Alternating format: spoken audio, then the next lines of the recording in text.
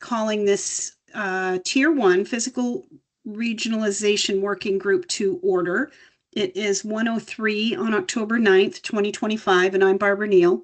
We'll be recording the meeting, and the recording will be posted to the webpage following the meeting. Roll call. If you could verbally acknowledge your presence when I call your name. Paul White. I'm here. Okay, Michael Wright. I am here. Good. And of course, we have Rick and Elizabeth from Televate helping us out today. And let me just double check. Looks like that's the whole crowd for today. So we'll start with approval of the agenda, which you can see on your screen there. Are there any changes needed? Nope. Hearing nothing, we'll consider it approved then. Oh, and here I go again with not properly writing down the minutes that we're supposed to be reviewing. Yes. So I was just looking at that. So we didn't approve minutes last week because I hadn't looked at them. Right. And I was just looking back at the previous two sets of minutes, and I see the September 18th meeting. We also didn't approve minutes because Michael wasn't with us. So I think we actually have three sets of minutes that need to be approved. Okay, and the last set would be from the meeting last, so 9/18, 9/24, and what would be the third one? 10/2. 10/2. Okay. I mean, I'm looking at the minutes from September 18th, and it says this approval of minutes will be deferred until Michael can join us. Okay. Yep. All right. Did we have a meeting after that? I mean, did we have a meeting after that where we approved minutes? I don't remember. I don't think so, because you hadn't read them, Paul. Right. Last week I hadn't read, right. So I don't think we've ever approved any minutes for this working group yet. Okay. Since we first convened. All right. Are we prepared to review, to approve all three sets of minutes? So 9/18, 9/24, and 10/2?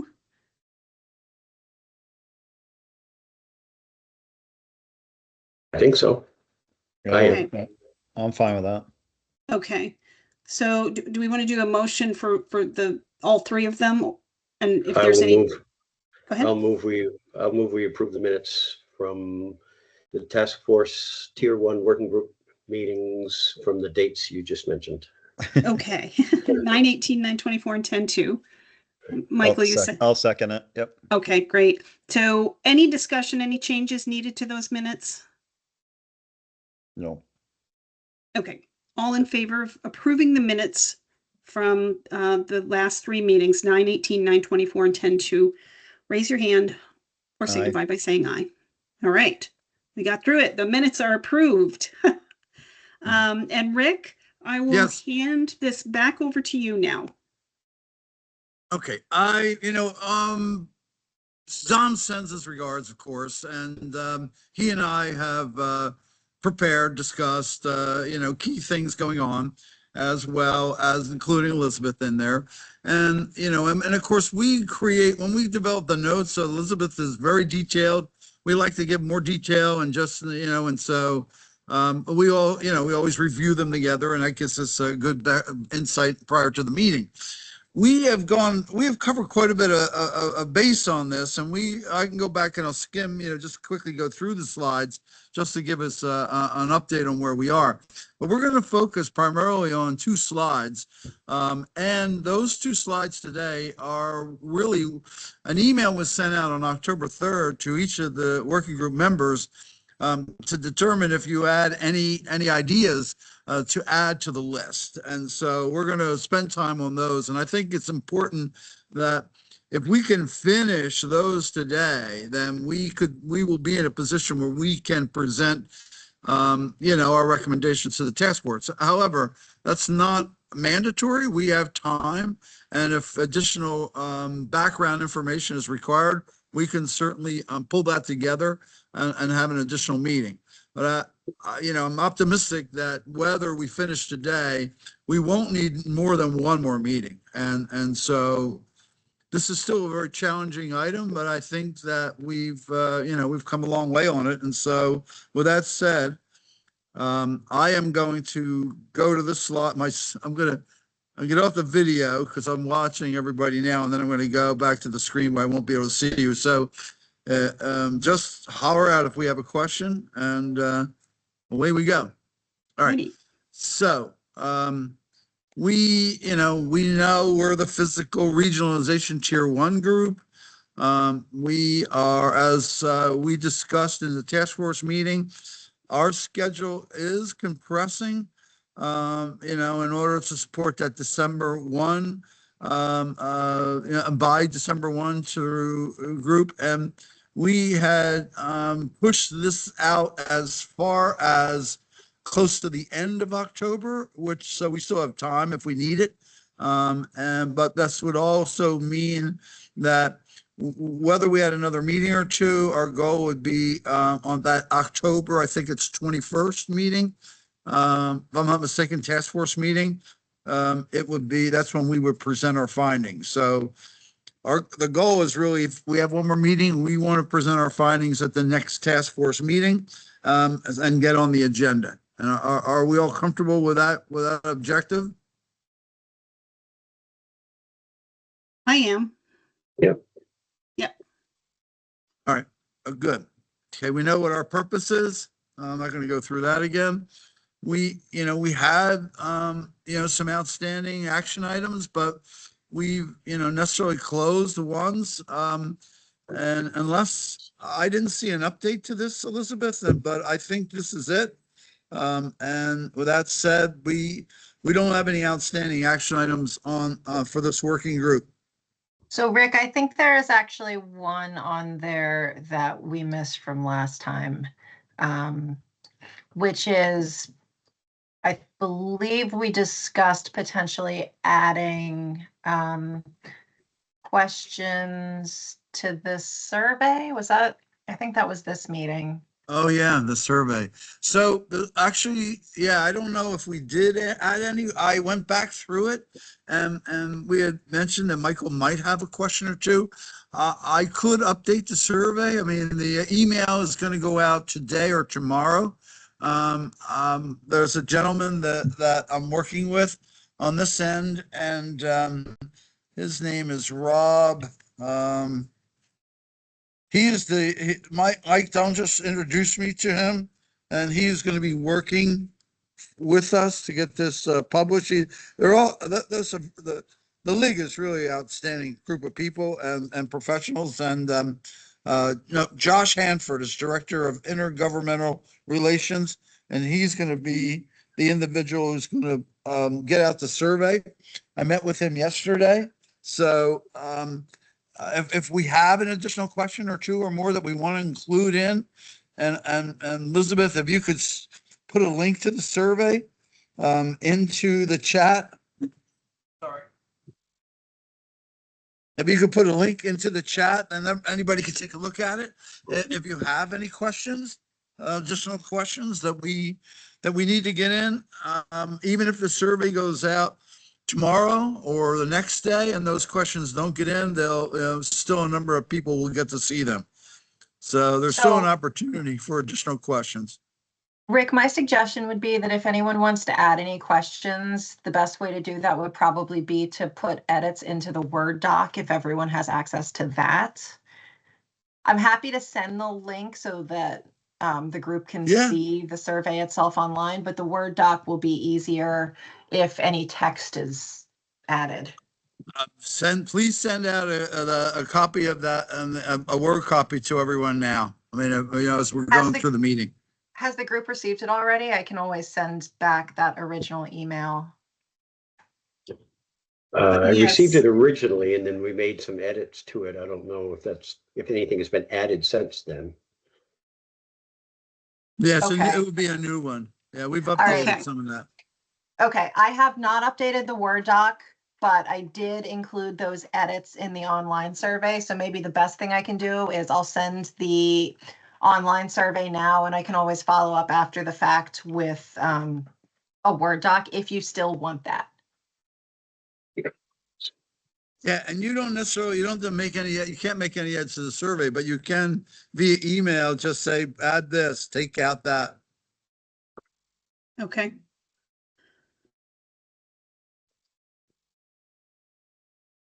But it really, if we could get a few dozen responses here from people, my concern is that individuals that will respond or have access may not have some important insights that we need, but we'll take whatever we can get. I spoke to dozens of people yesterday, and they were interested. They're going to take the survey, or yes, they had information to share. Also, spent some time talking to Jeremy yesterday. Jeremy. No, Aaron. I'm sorry, it was Aaron. Aaron, yes. Yeah. And how did that go? Oh, he's a great guy. He's yeah.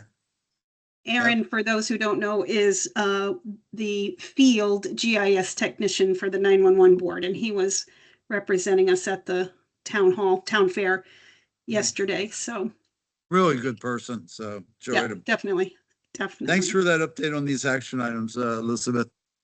All right, so key findings. I mean, I don't think we need to go through this again, but I'm happy to. And then the benchmarks, MCP benchmarks, some of which we agreed are important. Others we may not have as much. The number of transfer calls, for example, I mean, inbound and outbound, they may not be of importance, but we can revisit this. Tier 1 options, we've looked at their options, and, there's nothing there that, we may or may not be interested in, and we've been working on our own options, but we can spend time, if you want to spend time going through these again, I'm happy to do that. If not, we can get down to, where our actual work is. Yeah, I think I'm fine with that if Paul and Michael are. Yes, I am. Okay. Okay, so fine here's with that. where we're at. So these are, this is the information that we've agreed to, that we've, kind of framework we're developing on. So our potential alternate approach, continue with all regional communication centers initially. And then over time, likely years, continually introduce benchmarks. And I after reading this, I continually is kind of heavy loaded. So periodically introduce benchmarks. We might want to change the language too. Mm-hmm. Yep. All right. So let me cross this out. I would say periodically introduce benchmarks at a rate to be determined by the future governing body. Something to that effect. Mm-hmm.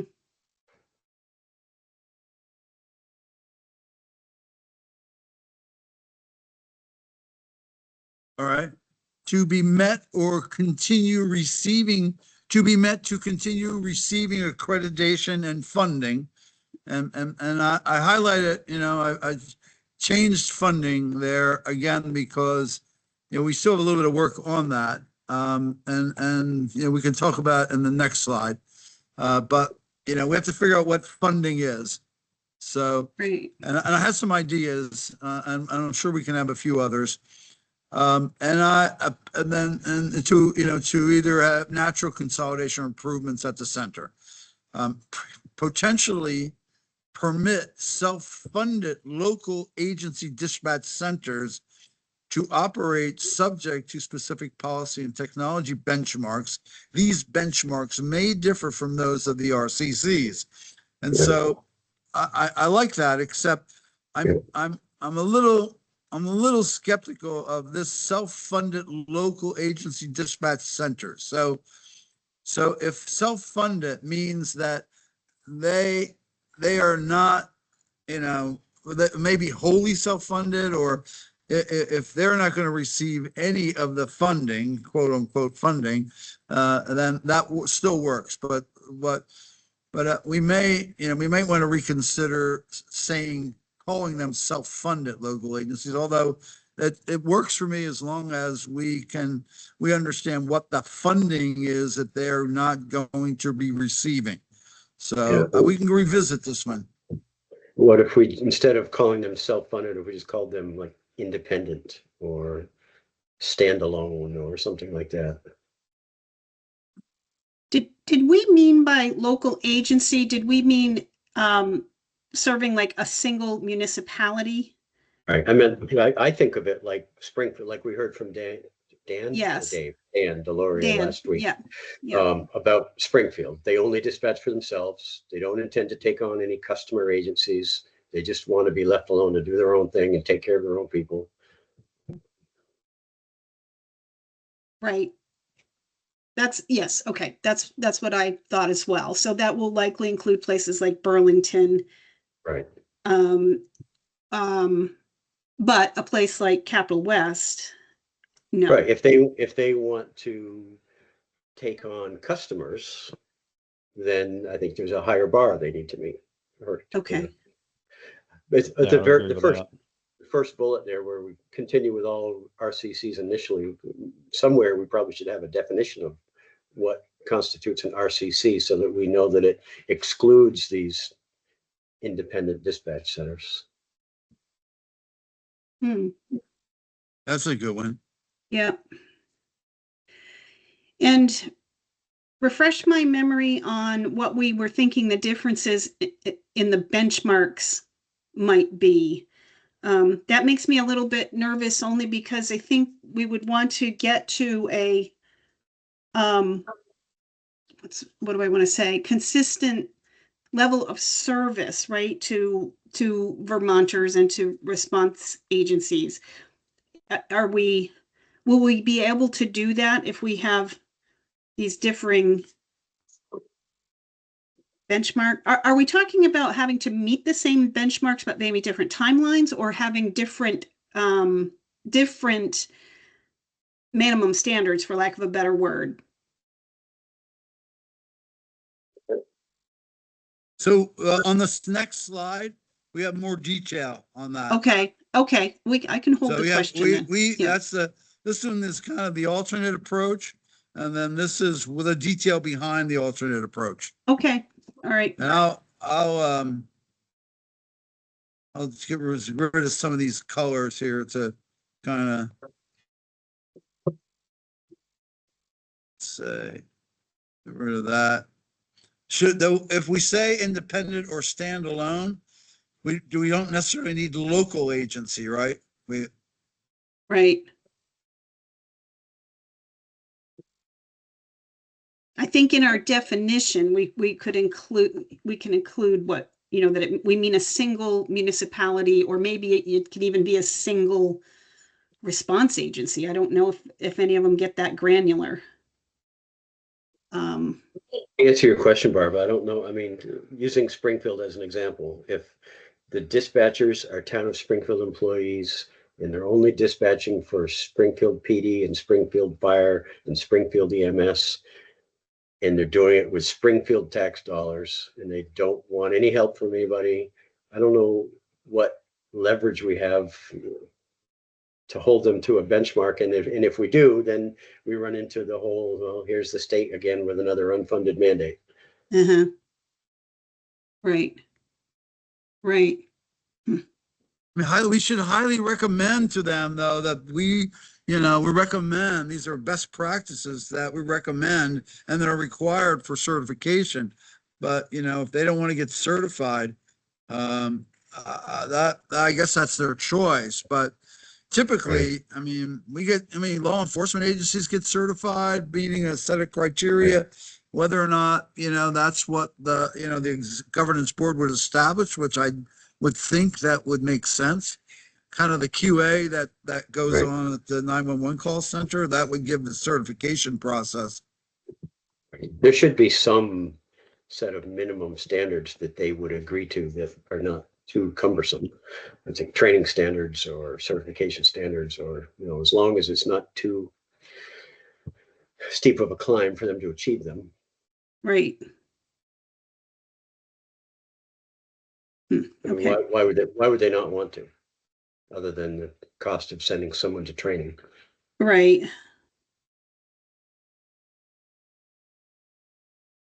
I would still think prudent though not to charge them if they went to training, but they might not receive any support from, for backup dispatch, which, could be which we might be offering others.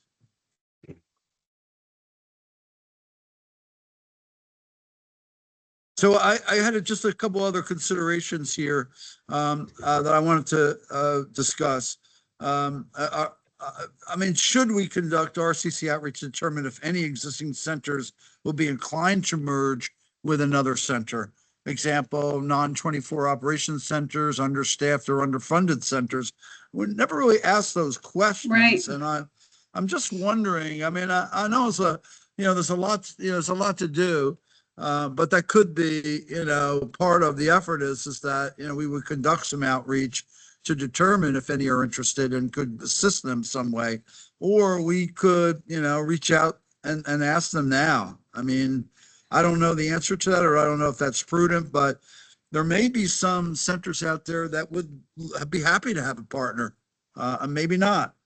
But and during your busy day, you don't think about it. But, if it was an option that we could assist you with, this was presented to them, that might not, be a bad idea.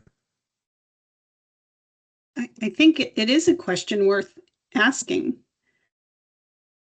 I mean, you would think if they were inclined to do that, they would have initiated it already on their own, but it's not, it doesn't hurt to ask. I mean, especially, I don't know if there's any way that we could help with the process or encourage the process, but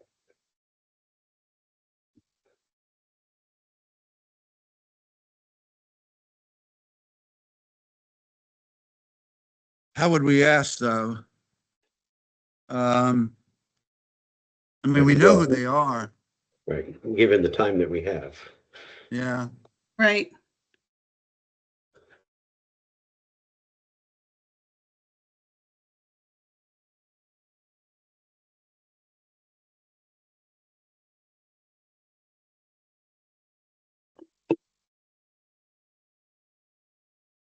Could that be part of the survey?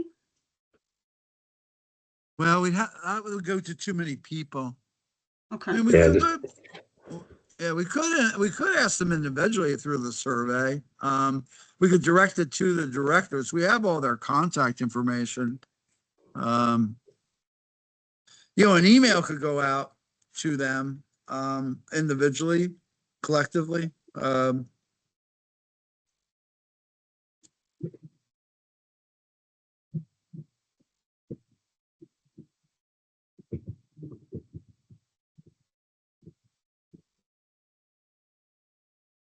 This is a little bit of a sidetrack, but with this, when the survey goes out, when the league helps us send that out, do you know what they're setting for instructions? Are they going to ask each municipality to designate one person to complete it, or are they going to ask for as many responses as possible, meaning multiple people from the same town might be responding?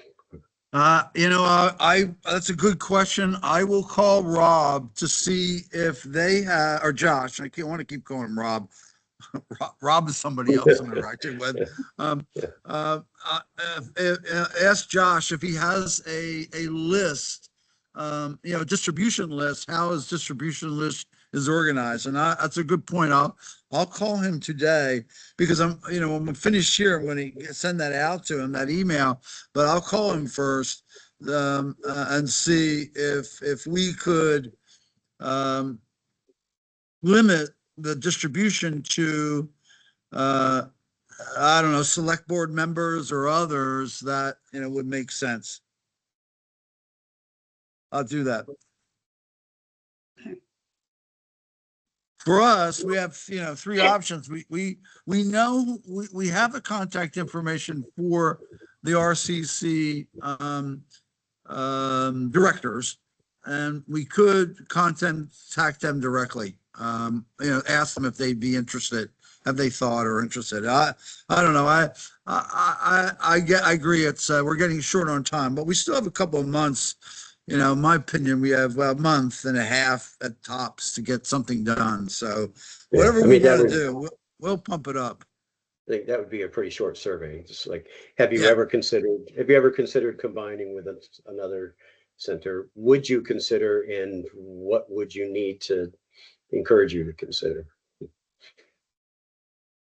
Or something along those lines. Yeah, Yeah. or what would you need to support that? Well, Elizabeth and I put together something short and sweet, run it by you, and then we could decide what we want to do with it. Okay. All right. So the other thing is, I was, if we're preparing an RCC catchment area map, so right now, I mean, we pretty much have this map, and we have, based on and I don't know if I've shown it to you. I don't think Dom and I have shown it to you. I don't see it in the presentation, but we did prepare an RCC catchment map. And we're doing that both for radio purposes and just to, see the variances. And we have the map based on, the agency itself. So police, fire, emergency, medical. And when you look at these maps, you'll see that there are some towns that have 3 different centers doing fire, Mhm. police, and, Yes. and emergency Yes. medical. And so when you look at these maps, it just boggles your mind how this all happened and how it works, to be honest Right. with you. So I think that would be a good tool for kind of explaining the story as we go along. And then assuming there are eventually changes in those catchment areas, it would be good to be a nice tool to show the difference from, where we were and where we are. all right. And if you agree, I could, we could send the 3 of you out a copy of those maps so that you know what I'm referring to. And then when we present to the task force, we can include them in for their knowledge as well. Didn't MCP prepare something similar to that already? They did, but I think the one we created, Dom and I, is a little bit more robust because we prepared it, for different intentions. But yes, I'm not exactly sure what they have, but I would think that they provide us a map as well. Either way, we have a map that's GIS based, and so, and there's this hard copy, but we Mhm. can obviously get something from them, but we've created it. And we created it also, the mapping based on, different geographic boundaries, whether it's a county, a county area, the police, of the state police districts and others, because we're looking at, well, what do we mean by regionalization? And so we just created GIS layers to provide us flexibility depending on the output of this working group. Hmm. But I'll be happy to send you, if you want to see the copies of the maps, be happy to Sure. forward them out for your consideration. Yeah, Sure. I think that would be good. All right. That's the action item for us, Elizabeth. Can we All right, so also, can we also highlight how many single dispatch centers there are across the state in that? Yes. You mean the standalone ones, The Michael? yeah, sorry, Yep. standalone. Yep.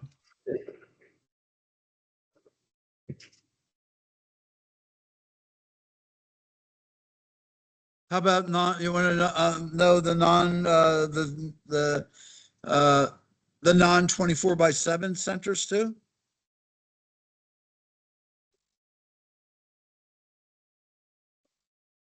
Probably, because they're going to be in Yeah. that mix of, at least they're in the mix that Mission Critical recommended might be candidates for Right. regionalization. So it might be good to see them. Right, All right. because depending on the time of day and the day of the week, they might be a standalone, or they might fall in some other center's catchment area. Right. Okay. I think those maps will be helpful. We visualize what it looks like. Right. All right. Yeah, we I got think that. I think it will be too. I think it's going to really clearly point out what I've said many times through this whole conversation of, how the state police are responsible for law enforcement in so many towns. And then, of course, they're dispatched by their own agency, right? but they don't take on necessarily the fire and EMS in those communities. And so we're Right. really going to see, and I don't know how you resolve that. If I guess this came up in the conversation of trying to minimize transfers. That's where this started in my Right. mind. Anyway, I think these maps will clearly show that. And I also think that maybe the minimizing transfers piece of it has become less of a priority, I mean, minimizing where we can, of course, but isn't the driving factor. It doesn't feel like it's the driving factor anymore. Yeah. I don't disagree with you. I think for Bonnie, that was had greater impact on her thought of making decisions Yes. than the reality here in Vermont, because we didn't really hear any complaints to that level from any of the RCCs, and we've interacted with them, and that was not a gap that they identified. So Right. I mean, I have heard that argument made, for example, when Chittenden County wanted to form its group.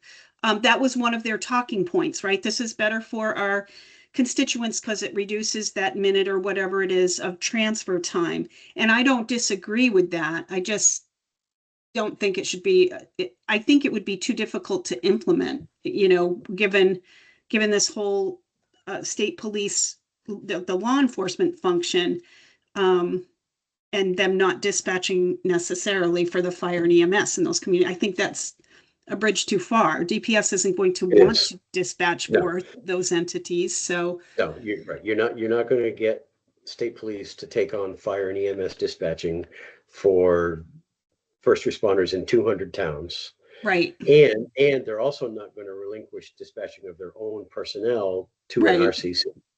Right. Absolutely. Yeah. So should we, or can we, and do they have a map of what towns the state police provides law enforcement service for? Is that important to have? I mean, I don't want to gather information and show information that might not be relevant, but I think that's on their website. Yeah. It's on their website. Okay. Yeah, and it's definitely available on the 911 data, right? I think aren't you gonna see it on your map, right? Anyway? Well, we're not going to see it on our map, I don't think, because our Okay. map is only showing town relationships. So, but I have to Okay. look. It might be there. I'm not sure if that was a layer we created, Okay. but All right. I'll let you know if that's on there. Okay. All right. So now to get to the the kind of the hard work here. So when we were looking at our next steps for an alternate approach, we were looking at what are the key benchmarks. So this is what we, at our last couple meetings, what we came up with: staffing levels, use of CAD, 24/7 operations, compliance to policies, procedures, and different levels of standard for those that only self-dispatch versus those that dispatch for other entities. And so these, were kind of our benchmarks. And if you'll indulge me, I'll go back to RCC's benchmarks, which are here, 24/7. They broken theirs up into two categories. It's mostly based on population size. So population less than or equal to 30,000, and population less than or equal to 50,000. This is center incident volume, average cost of the call. Agency has no more than 2 primary workstations. Agency has no more than 4 primary workstations. Minimum staffing, which we've captured. Agency retention, which we haven't considered that. Outbound transfers, which we just discussed and don't think worth considering, and inbound. And then this is here, the EFD, EMD, EPA to provide pre-arrival instructions. That wasn't a criteria, not sure if it is, but certainly Michael would have an opinion on that. And total administrative call volume is greater than the 911 call volume. And that would, yeah, that's another element. Hmm. So we have elements that they don't, and they had, benchmarks that we haven't considered. I don't know if any of these rise to the level that we should consider them, and add them to our list or not.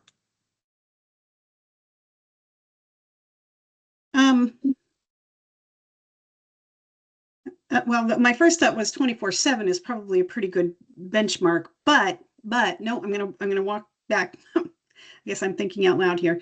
As long as somebody is answering that phone for the people that live in that community, do we care who does it? If it's the local daytime person or if it's the Westminster staff at 3 a.m. They're being answered. So I guess I don't necessarily think that has to be a criteria. So Barb, we did include that on our Oh, list. did we? 24 Oh, okay. Well, Okay. but we gave it a question mark. I think I And- probably said the same thing at the last meeting then. Well, we did find out from Ms. Delasanders, right? Delasanders? Delorier. Yeah. Delorier. She mentioned, I thought something was interesting. Those centers that do operate less than 24/7 actually take burden off of Oh, the right. centers that they transfer calls to after hours. And so she indicated that it made me think that, well, whoever they are, that might put an additional burden on who they migrate to or transfer all their operations to. So I remember that now. I don't know if that now rises to the level of for us, because we do have a question mark on it, as you saw. Right.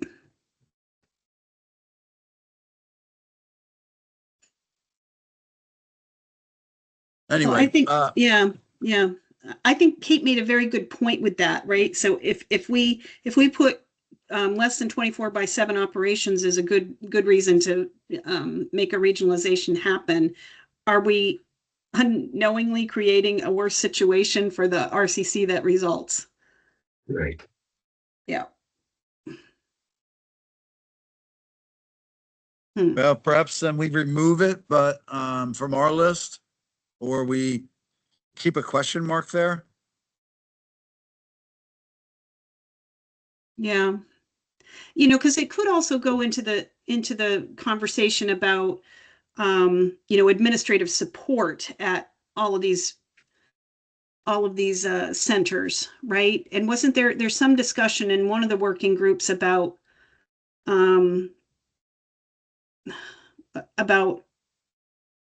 providing like centralized administrative support. I don't know. We're going to talk about that because it's on Okay. our list. So yeah. Anything here on this list though that we think we should capture onto our list? If not, I'll go back to the other list.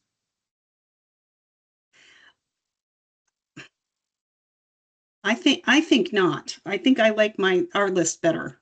Good. And I have a comment about minimum staffing.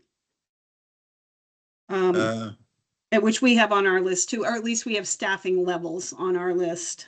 Yeah, we don't go into detail on what that means, staffing levels, but our staffing levels, I mean, we were it could be both the number of and retention ability to provide staffing. As you have shared with us, one of your PSAPs are struggling with their staffing. And so, if we're all certified and we are understaffed and there is a center that's understaffed, and there would be opportunities either to cross support that or transfer calls there are performed at dispatching in another center It's one of the benefits of having, common policies, procedures, and certification. Right. Right. I'm actually having conversations with 3 agencies, well, through emergency management, not directly with the 3 agencies yet, of trying to figure out what happens in each of the dispatch centers when there's like a major event, right? And how, if there's only one dispatcher working, what's the plan for handling the rest of the calls? And, Yeah. It was, there, it was interesting to hear Dan's explanation of that last meeting when you yes, asked him that question. yes. They Yes, send out that an they call alert. in, they call in Right. people, they call in they said- sworn people. They send out an alert asking anybody who's available if they're able to come to work. Well, by the time somebody receives that alert, gets dressed, drives to the station, the crisis could be over. Right, Right. right.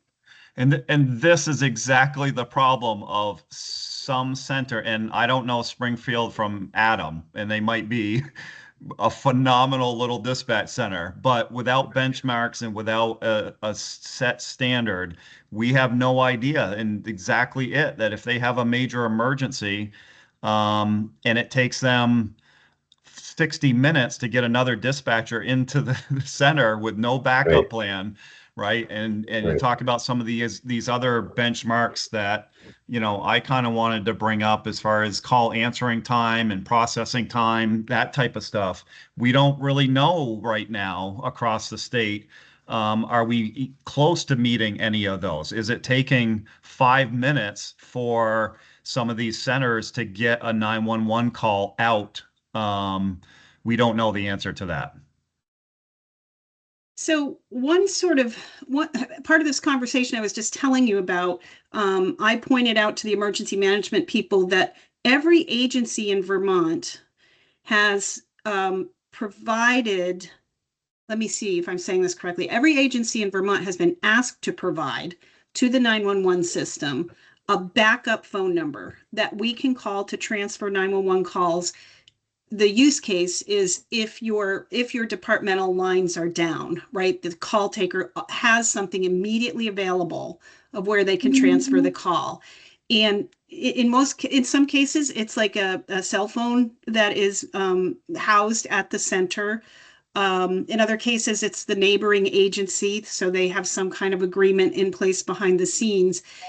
And I wonder if that, I mean, it's very it's not a foolproof system. It's not an automated system, right? The call taker has to find out that the lines are down, or in some cases, the dispatch centers call us and say our lines are down, or we've got XYZ problem. Can you send 911 transfers to our backup number, or they'll give us one at that time. That could be built upon in these centers that have just the one person working. I don't know if those agreements are in place in other places, but it could happen. Anyway, throwing it out there that there might be solutions to the staffing, like Rick was saying, having the standardized training and all of that don't mean that you should close if you only have one person working. You need a backup plan. Right. You need a plan. Yeah, exactly. Yeah. Right. So that could be a benchmark that we would apply to these standalone centers. Right. That, yeah, you don't have to be 24/7, or you don't have to whatever, but you do have to have a backup plan. The 911, the PSAP has to have a backup location that they can send calls to for you if all of a sudden you're overwhelmed or offline. Right. Who that doesn't help is the citizen who says, I'm not going to call 911. I'm going to call the 10-digit number. It may not, yeah, exactly. It may not help them, but at least it's taking care of, or could take care of the 911 piece of it. So anyway, that's, I just wanted to throw that out there. And I agree with Michael when he was mentioning, how are we doing with answer times and call processing times and all of that? We don't have any way to know on the dispatch side of the house, and we should, right? We should eventually, some entity is going to need to know how those benchmarks are being met. And that goes into the staffing level conversation, or the minimum staffing. We tried recently to get all of the PSAPs to agree to minimum staffing of 2 people, and we got pushback. They said, we can acknowledge that that's a best practice, but we can't commit to doing it. And so what we did was we went back to, or we continued with our existing metric for PSAPs, which is a performance level. So you need to answer 90% of your primary catchment area calls. You need to answer those calls within 10 seconds. There's another one that I'm not thinking of right now. And if they do those things, they get their full stipend from the 911 board, right? Which is not enough, frankly, for the smaller centers to even, maybe they could hire one person out of it. But the only penalty to not meeting those benchmarks is sort of the stipend penalty, right? If you don't meet them, your stipend gets dinged. My point is, it might be better to have performance-based metrics rather than hard and fast staffing requirements, right? If they can do it with one and meet the standards, then that's okay with a backup plan. So anyway, I've talked too much, but. Right. And I agree with that, and to extend that to not just the PSAPs, but across to all the dispatch centers. So for instance, our dispatch center, who does, 20 different departments, doesn't have to meet that standard, right? Right. So, that's something I've been working on and currently really trying to push. That is, we need internally some benchmarks. We need to identify, but that just, it needs to go beyond just the primary PSAPs. That's a good start, but it needs to go across to all. If we're going to make a consistent dispatch process across the state, then we need that set standard for all the dispatch centers that are dispatching fire EMS. Right. I agree. So getting back to this staffing here, this benchmark, do we think that staffing levels are not an issue unless they're not meeting their operational some operational benchmarks? I just added this in based on our conversation. It's not refined, but we can get down to it. But I don't know what we want to do here in terms of staffing levels. Is that, and how do we want to define that? Because I don't want to just, when we say, well, staffing levels, and so, well, what do you mean by that? So I want to be sure we have some, Right. that we can explain what we mean here. Right. I think, The in my staffing- opinion, Go ahead. Go ahead, I Michael. would just, I think again, it goes back to the benchmarks, that if you are meeting the benchmarks with a single person in your center, then okay, you're doing okay with your volume, and maybe you're just getting lucky. But if we put out the benchmarks and then we determine that that center is not meeting the benchmarks on one person, then I think then you have to say you are required, if you want to maintain being a dispatch center, you have to put additional personnel on, because clearly you're not meeting these benchmarks. If it takes you 10 minutes to process a call and get EMS on the road, and you got one single person, clearly that's a problem, and that needs more staffing. Right. I would also say that the CAD system, the statewide CAD system, will help tremendously with all of these issues as well, right? Just thinking of the clunky system that we have, there's a lot of work for that one dispatcher because we don't have a statewide CAD system that's all integrated. They're working Right. on 3 different systems and 3 different screens to send out the same message to the responders. If they had one system on one screen, that will help out a lot from a staffing perspective. Right. And just to get the data pushed over, right, automatically is going to save time and it's going to reduce errors. Correct. Yep. So I'd say staffing levels aren't necessarily measured by the number of butts sitting in seats. Staffing is defined by adequate number of staff to achieve the desired benchmarks. Correct. That could be I like one, or that. it could be 5. Could be 1, it Right. could be 5, could be 10, right? Right.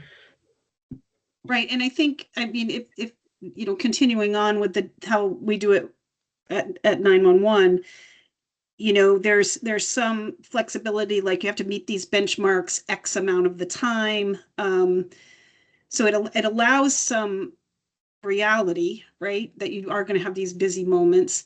I think a key piece of this, though, would also be having that backup plan, right? I think any center should have the backup plan. Right. Right. So somewhere we should include that. I have down here under meeting select operational benchmarks, for example, backup emergency incident staffing plan. Hmm.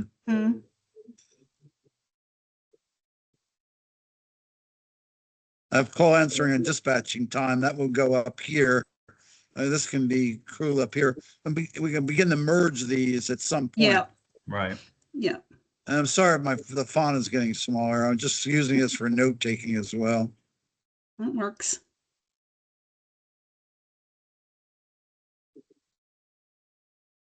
Well, we also had a benchmark of use of CAD as a benchmark. And of course, use of CAD has to come in after we have a CAD, or, you know. Right. Hmm. Well, when I say state to define, I'm going to say state to provide the funding for the CAD, or I'm not be sure I capture that right. We have funding here that we could recommend for a CAD. But that's isn't that, Barb, when we talk about this, that's in the works already? Like they're coming up on like the funding should be there because they're coming up on like they're already putting out to bid or looking at different CAD systems, isn't this like kind of on the back end already in the works, or no? Well, DPS has the contract with Valcor that Right. expires, I think Jen said, at the end of next year. And I don't know where they are in an RFP development process, but it would probably be good to have a conversation about that, Right. depending where. Anyway, to answer your question, there must be some funding for Valcor that's in the DPS budget already. Yeah. And so if the responsibility for a statewide CAD moved to another entity, would the funding also move, or would the Department of Public Safety still need that? Wouldn't they still maintain Valcor for their RMS?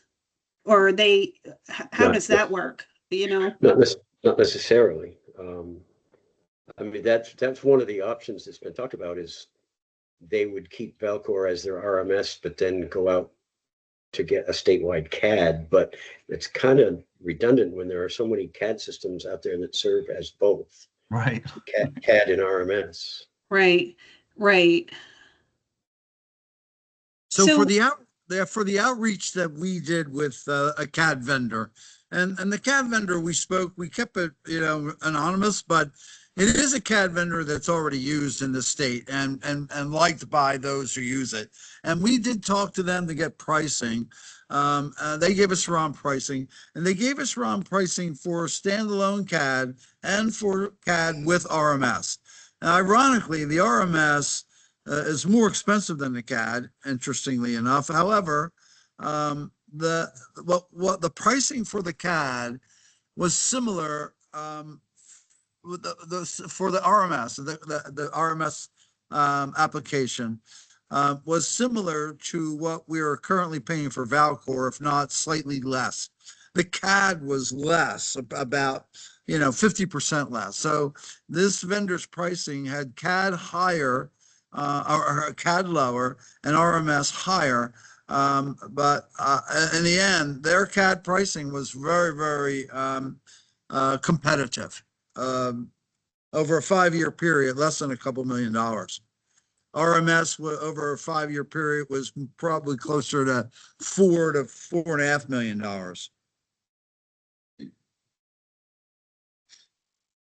Pocket change. Yeah. And of course, the Valcor people and certain people at DPS are going to tell you that Valcor is a CAD RMS combination. But I think there are a lot more people that would say it's not. So this vendor also included in their CAD the ability to integrate the Valcor data. They indicated that you could consume the Valcor data and also post it and use it within the CAD, and that was part of their operation. So, which says that you could maintain Valcor with this new CAD, with a new CAD vendor. You could integrate the Valcor data or RMS into, because I think Valcor is more an RMS application. I think, based on even what we hear from law enforcement, but we could consume that data. So it could be in, be two applications, but it would be viewed through a single application.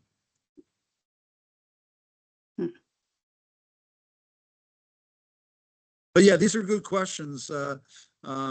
But for us, we have use of CAD. We don't really say anything about Valcor for RMS, but funding for Valcor is currently in the DPS budget. We know that. So are we requiring that they use the state-funded CAD? I mean, well, here, one of the things I had down here is that when we say resources to be provided, so we say CAD access, and I'm read, I said, and annual licensing fees, and then, eliminate CAD licensing fees for independent centers. This idea that maybe not the single ones, but and we were looking at, well, what funding could you get? The cost of the CAD and the annual licensing fee would be funded by the state if they accepted, and operated on policies and procedures as required for all RCCs. Is looking at, well, what are we funding? So when we go back to here and say receiving accreditation and funding, I was like, well, what is funding? And then down here say, well, if we provide them CAD and rapid SOS, that's funding. Sure. And that could be part of looking at, well, what is funded meaning? And those two applications, raise to the level of funding, I would think, but may not be a lot, but it is something.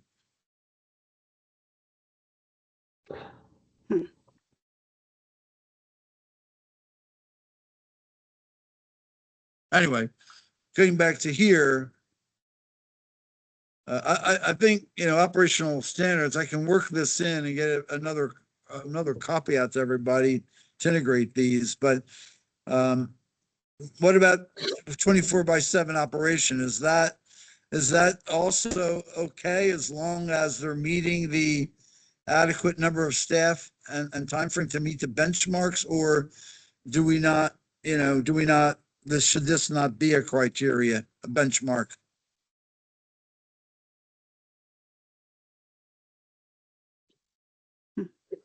Yeah, I guess Barb's point is valid that, as long as, if they flip the switch at 5 o'clock and send their calls somewhere else, as long as the calls are getting answered Right. in an appropriate amount of time and the right resources are being dispatched in an appropriate amount of time, I guess we don't really care where the call's being answered. Yeah, it comes back to the same staffing levels that we just brought up. If you're meeting those benchmarks, then and you got the plan and flip the switch and everything's working to meet those benchmarks, then I would say yes. If the answer is no, then clearly you got an issue. Right. And at some point there'll have to be a determination of, what happens if you're not meeting those benchmarks, then what? Right. Yeah. And I don't know, presumably that'd be the work of the governing entity. Then I right? think, then I think they need their next plan to, integrate with another dispatch center. Right. Yeah. Yeah. I mean, I think that's what it should be. I mean, it should just be very clear that these are the benchmarks across the state. If you can meet them, great. If you can't meet them, then you either got to come up with a plan that works for you, i.e. hiring or doing whatever you got to do, or you're going to have to regionalize or collaborate with some other dispatch center. Mm-hmm.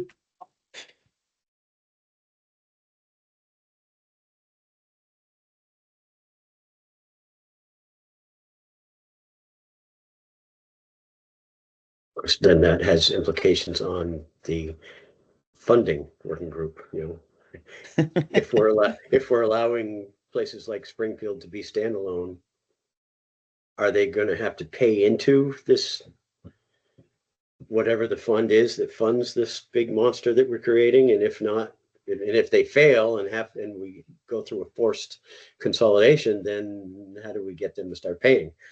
Right. But that's another working group's problem. And I'm not on that working group. Are you? Fortunately, I am. Yes. Yeah.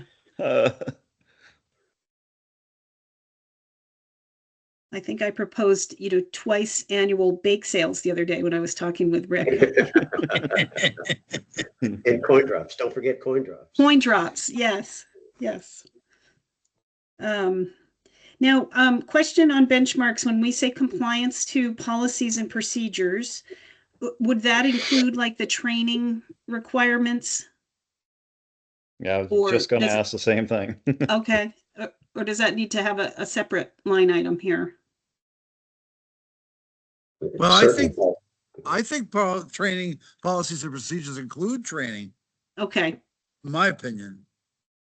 Yeah, it would be more specific there, because I agree that training is definitely a big piece and I don't know if it's our responsibility or what we set as what is that training?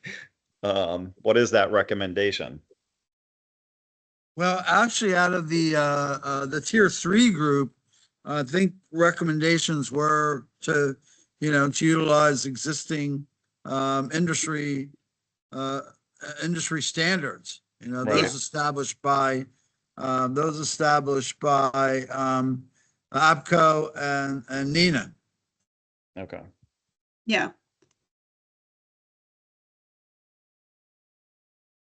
Let me know if the screen's getting too small for you guys. I will. Do we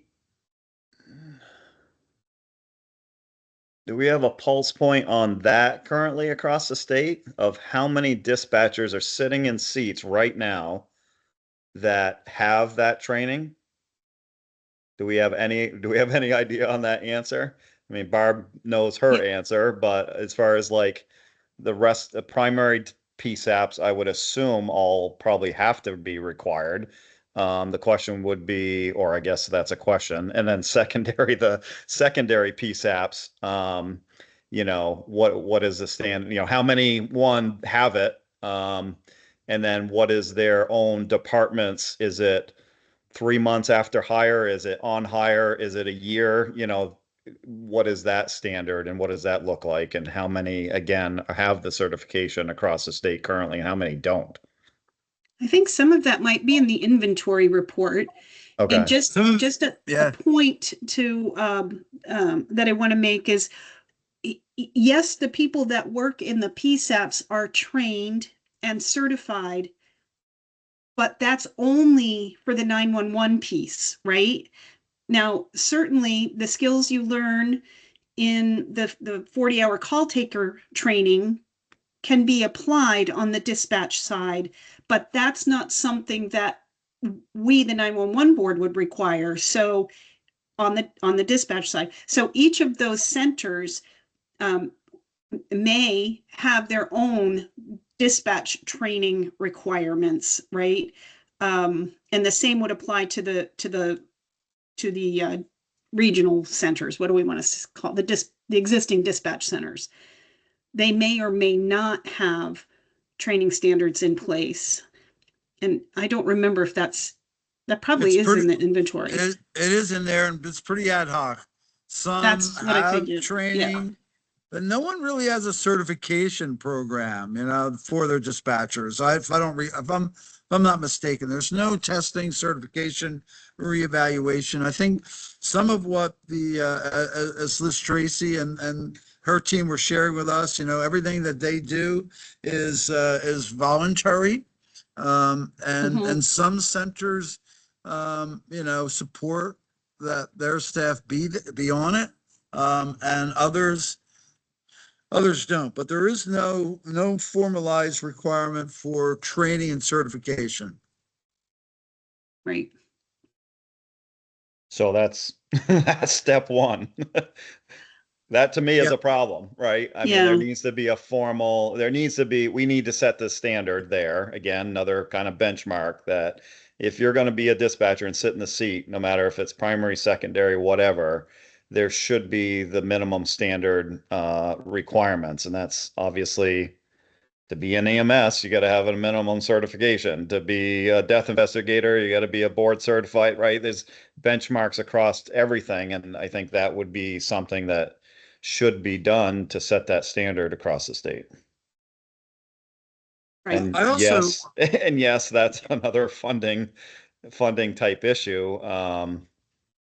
But I would think that the state needs to come up with, whether it's at the police academy or somewhere, somebody needs to develop that curriculum to be able to send dispatchers there to obtain that certification, that training on a regular basis. Right. I think I don't think anybody's going to disagree with you. And I believe that even what Liz Tracy and the Vermont Emergency Dispatch Association supports that, and they are looking for to be sponsored, the training to be provided at a center. And so, yes, I fully agree with that. And I think that's got to be one of these items that are meet the certification. We talk about compliance to policies, procedures, training, and certification. I think we could also expand that to it has been requested by a number of the members of the dispatch community, telecommunicators, to be recognized as public safety. And so in order to do that, I think they would have to agree, for training and certification, because in order to, as you said, Michael, your discipline, legal discipline, law enforcement discipline, the fire discipline all require certification, initial and ongoing training. And so in order to achieve that status, I think that they'd have to be tied together. Right. Well, they could be or should be tied together. I don't want to mandate it, but I think that makes sense. Mm-hmm. Yeah, we've worked with Liz's group, here and there over the years when she does her basic training academy. So I think the state funded piece of that would be helpful to That's what we have everyone. down here, state funded dispatch academy. Right. And I think I happen to know that hers is based on a national curriculum, or was in the past anyway. And but that's because she's smart enough. They are smart enough to know that that's a good thing to do, right? But so it's not written down that it's required, and it's also not written anywhere or required anywhere that anyone go to that program. So those are the things I think that need to be tightened up. So, all right. So we're crossing over a little bit into ops tier 3 group, which is all good. But we for our regionalization, we said earlier that oversight of training, and I added N certification, would be a governance body role. Yeah, This is what, right. from our last meeting.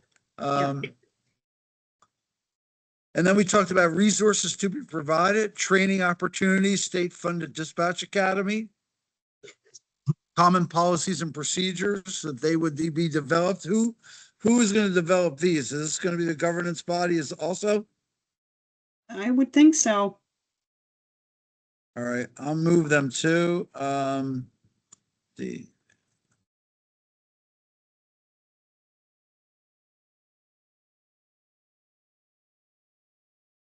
I'll make sure that I is in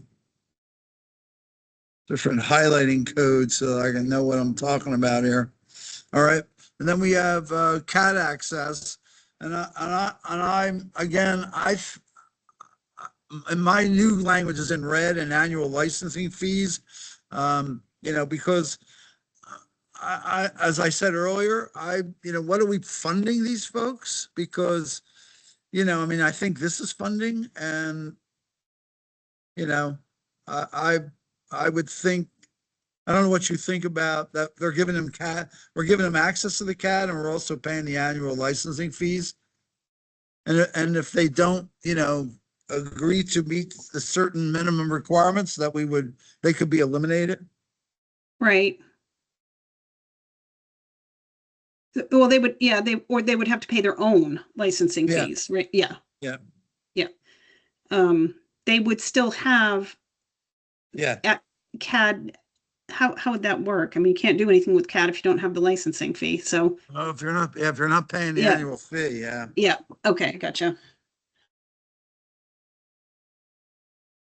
I don't know what you all think of that, but that's trying to come up with ways that we could say, well, this is what you get for that. We got to give them a carrot. We could also, the Right. training, we'd be paying for the training. Mhm. So that's no longer voluntary. We have to pay for that. Right. And I don't know, the only thing I don't know about the training there is, do we provide them with some stipend to support, I don't know, to provide assistance for backup? What do you do if I send someone to training and I have to bring in someone else while that person's in training? And I pay them overtime. Do we cover any expenses? I'm trying to come up with something that we can afford, but also that is recognized as a value add. Right.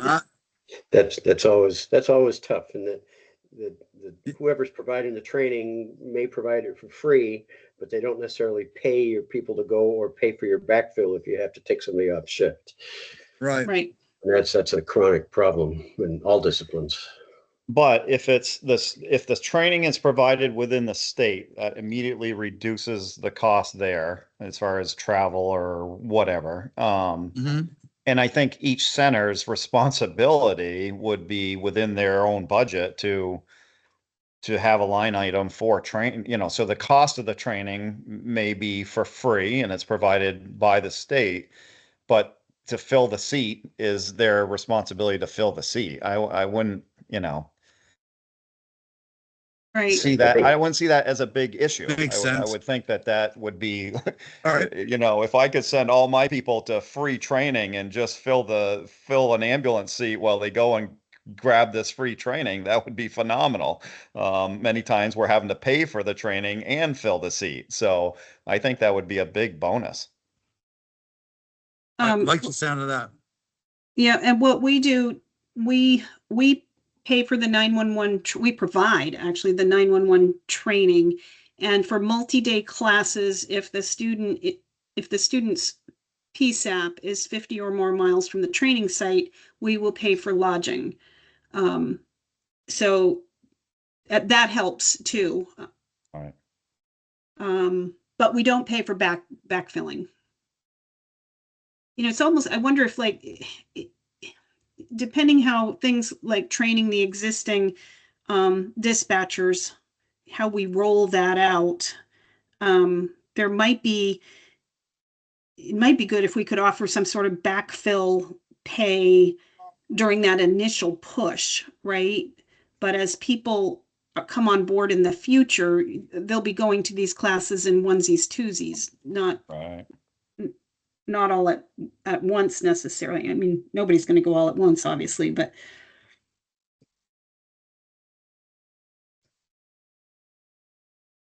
So what do you think about the same thing for the rapid SOS access and licensing fee? I don't know how Barb, the number that the number you mentioned during our call yesterday was pretty limited. You weren't sure if that was the right number, so. right. Yeah, I need to look that up again. Let me dig that up right now. Okay. So the cost for rapid SOS license at a dispatch center is charged annually on our contract with InDigital. Typically, it's $3,600 per license. We got it through our contract at $2,150 per license. If we were to add additional licenses, we would need to go through a contract amendment. And, so there would be discussion around that, and anything can happen in a negotiation like that, right? But I would be surprised if the amount changed, if that we were being charged. Is that annual or is that a one-time fee up front, or that's, That is charged annually. all right? Yeah, that's not pocket change. That's that's a few $1,000s annually that they would have to cover on their own. Right. So it's probably not insurmountable, but it might be a nice Carrot. little bit of it's Yeah. like a little baby carrot, Right. Peeled and ready to eat. Right. Yeah, right. Right.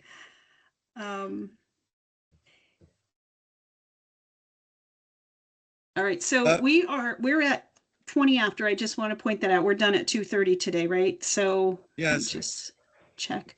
We don't have anybody from the public on, so I think we could continue on for a few more minutes here. I just wanted to double check. All right.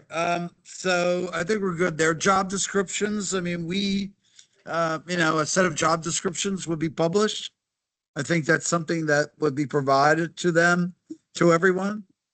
Obviously they have their own flexibility internally to adjust it, but that's something we said, the resource we provide. We're still good with that? I think so. Are there The some other one national on- ones out there, Rick? National? Yeah, we can Okay. get some. Yep. Yeah, I think as long as they're minimum job descriptions with, like you said, the agency has the ability to add to it. Expand Right. on it. What about staffing for shortages and training? So this was one of the lists, but we didn't talk about how to achieve and fund it.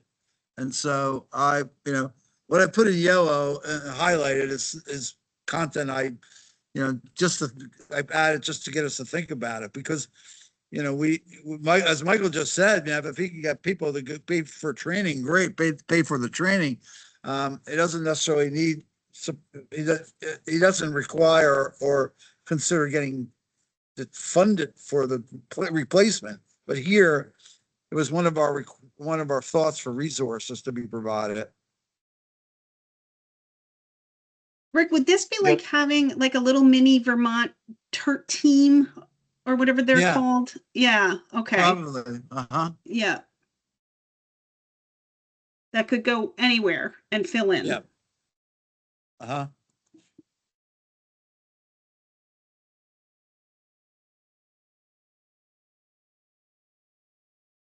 The other question would be, I guess, how the training is rolled out in almost 26. Like, is it have to be an in-person? Does it have to be, or can it be remote? I mean, a lot of the EMS fire training, lots of different certifications you can do remotely, so that would save an expense and maybe some staffing issues if, these facilities, centers put out that here's the course and you've got to, jump online at home or whatever and complete it, whatever the requirements are. I assume that's available to dispatchers or no? I don't think right now, not right now, it's not statewide. We have run, Is it- during COVID, we ran certification courses completely remotely. Now we're back to doing them in person, but I think the option could be there. What about Rick, do you know nationally? There must be national certification programs that are available with a fee for remote or online coursework. I'll take it as an action item to do the research on the dispatcher side. I don't know. Okay. I do think so though, because I regularly receive training notifications from APCO and NINA, Right. and all of them aren't in person. So I would Right. think there are. Yeah, I think there are two. There's the basic public safety telecommunicator, fire dispatch. Of course, there's EMD programs, all through APCO that I'm aware of, and probably other entities also. And if I'm not mistaken, Elizabeth, didn't you do some of that research previously? I thought we did some of that on one of our other working groups, or probably our tier 3 working group. Sorry, specifically which research? For backup, for online training programs. If I know we looked at a couple, but I don't recall if they were, what they were for training organizations. No, I don't recall we did that. We looked at some, I guess some apps or some programs, but not Yeah. actual trainings, just I will like take delivery methods. We'll take an action item to see what we can find. No problem.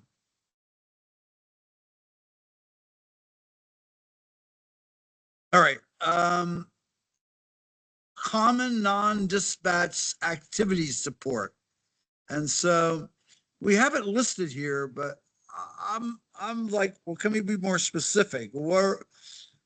I know the services that were provided, there were some criminal database research provided by the Vermont State Police. And if there's also potential after hours alarming monitoring. But I just want to be sure that I'm not saying we should remove this. I just want to be sure that we know what we mean by this.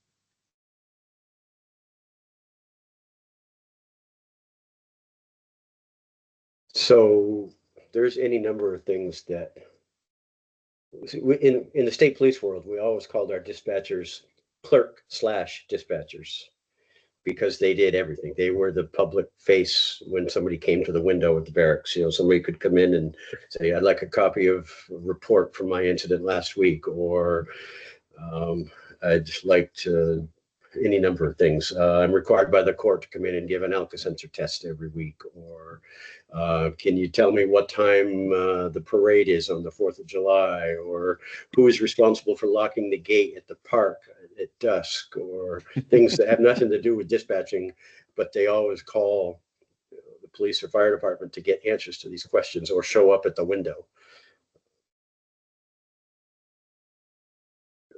Parking tickets. So how would we do that? How can we provide that service to any RCC? Because it's pretty much what you're saying is all local. It's all local. It's all local knowledge, administrative tasks, right? We could. Or can you tell me where the nearest places I can get my child's car seat checked? Or that's a separate online training program. Right. Right. Right. But it's all things that, rather than go online to find the information themselves, it's, oh, hey, I'm driving right by the fire station. I'm going to stop and ask, or I'm stop at the window at the PD and ask this. Or Yeah, I don't know how some of these things would be, unless you can completely lock the communication center off from the public, right? And then and deal with these types of things during the day with an actual clerk or administrative person. Right. Or I'm listed on the sex offender registry and I'm required to come in every year to give you an updated photograph or, Right. um,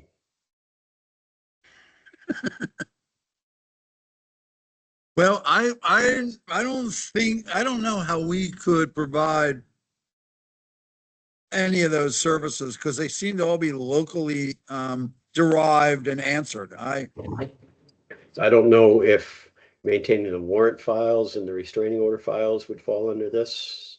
Maybe, yeah. Yep.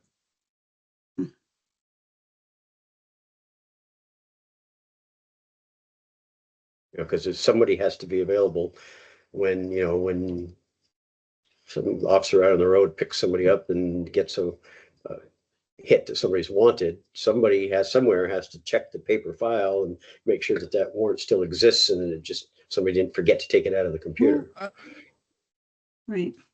Is this something that DPS and through the state police do now? I mean, if they take it on, we're just going to shift the burden to them and the cost to them. I think the state police do it in their 2 dispatch centers, but they don't do the entire state. I'm sure Right. Hartford's a holding station, St. Albans is a holding station for warrants and restraining orders.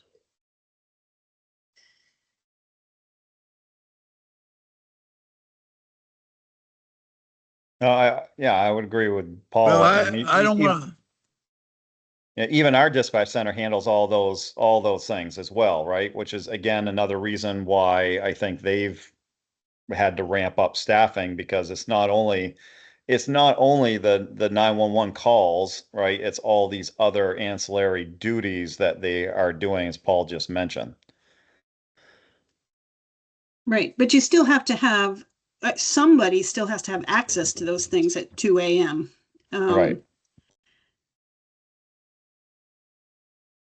So I guess I'm not really sure how to answer this question, and we are at the end of our time. Yep. So maybe we can maybe we should maybe we could have one more short meeting, Yeah, I think we're going to need to next week. Should we move on to, let me just make sure nobody joined. Yeah, nobody joined. Okay. Move on to setting the next meeting date. I think that'd be appropriate. All right. So today is the 9th. Maybe earlier in the week might be better.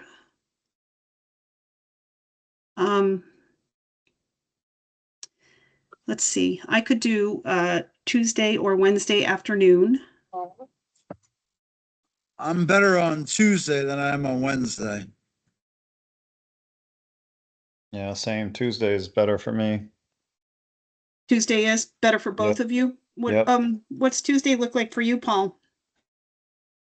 Well, tentatively, I have the 911 board meeting on my calendar, but Yes, Yeah. you do. but I guess you would be working around that too. So other than that, Yes. I'm free Tuesday. All right. So how I about, know Elizabeth's waiting for responses to a survey for the funding working group. So I don't know what I indicated for my availability to that, but as long as I don't have okay. to be as long as I don't have to be in 2 places at the same time. Exactly. Well, and that funding one really needs to get going. So if there is a conflict, we should move this one. I don't But think we're going to have a conflict for that one. We won't have enough time to get it posted for the notification. So yeah, it can't hasn't been occur. scheduled. Yeah, it can't occur before Tuesday. So Okay. that's not going to be an issue. So should we do Tuesday at 1? I'm good. Fine with me. Elizabeth, that gives us enough time to get it posted. Yes. Yes. Yeah. All right, Wait, let's do it. does it? Hold on. Does it? Or does it need to be Wednesday? No, I think we can get it to, we have to get it to Emily right away. Right, Can but it's already after 1 o'clock, and is Monday a holiday in Vermont?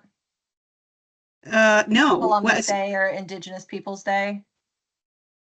No, not for the state, it is not. Yeah, can you get, well, let's just put it up there and get it to Emily today and ask her to post it right away. Can you do that, Elizabeth?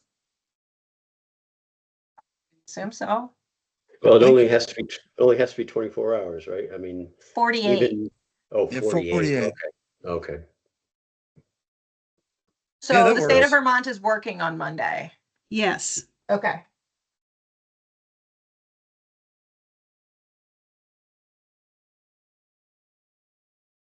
Well, in that case, it may also be possible to get the funding meeting scheduled For Tuesday. for Tuesday as well. There is a If- possible time, but this wouldn't interfere with that. 1 p.m. would not interfere. Okay. All right, hold on. I'm just checking the calendar here. Oops, wrong. It depends on your bargaining unit, Paul. That's what I thought. I thought it did. Good grief. So for me, exempt, not observed. I will be working on Monday. So, and it is observed by state police, interestingly. But I don't think that means you get the day off, right? I guess it counts as a holiday. I don't know. We're working. that's right. I'm working. Well, I guess the question is, our state office is open. And I Right. think, Yeah. and I think they are. Yes. Yep.